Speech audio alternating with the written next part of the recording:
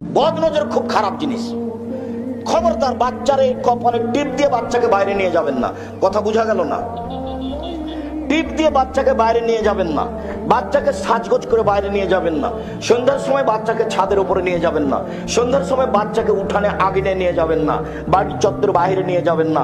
শয়তানের নজর পড়তে পারে, মানুষের নজর পড়তে পারে। বদ নজর, বদ নজর এমন একটা জিনিস, আল্লাহ নবী বলছেন যদি কোনো জিনিস ভাগ্যকে ভেঙে ফেলে দিতে পারতো তো বদ নজরই পারতো। খালি আপনি বাড়িতে নিয়ে এসেছেন ছেলে, আর বাচ্চা একবারে বমন করে তুলে মরে মরে পেশাব পায়খানা, মনে হচ্ছে এখনই চলে যাবে, তার নামে বদ নজর লেগেছে। বদ নজর কি জিনিস জানেন? এক মিনিট, ছেলে, আপনারা স্বামী স্ত্রী বাড়িতে বসে আছেন, আপনার স্ত্রী আপনাকে বলছে শোনো, দেখছো মুরগির বাচ্চাগুলো কত সুন্দর সুন্দর হয়ে উঠেছে, তা আপনাকে দেখতে ডাকলো, তা আপনিও দেখলেন, স্বামী স্ত্রীর বাচ্চাগুলি দেখলেন। এবার আপনি জোহরের সালাত আদায় করতে গেছেন, এসে আপনার স্ত্রী বলছে আরে শুনেছো চিলে সেনা দুটা তিনটা বাচ্চা ধরে নিয়ে চলে গেল।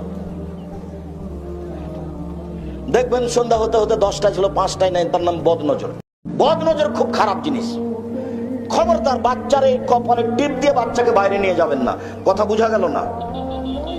টিপ দিয়ে বাচ্চাকে বাইরে নিয়ে যাবেন না, বাচ্চাকে সাজগোজ করে বাইরে নিয়ে যাবেন না, সন্ধ্যার সময় বাচ্চাকে ছাদের উপরে নিয়ে যাবেন না, সন্ধ্যার সময় বাচ্চাকে উঠানে আগুনে নিয়ে যাবেন না, বাড়ির চত্বর বাইরে নিয়ে যাবেন না।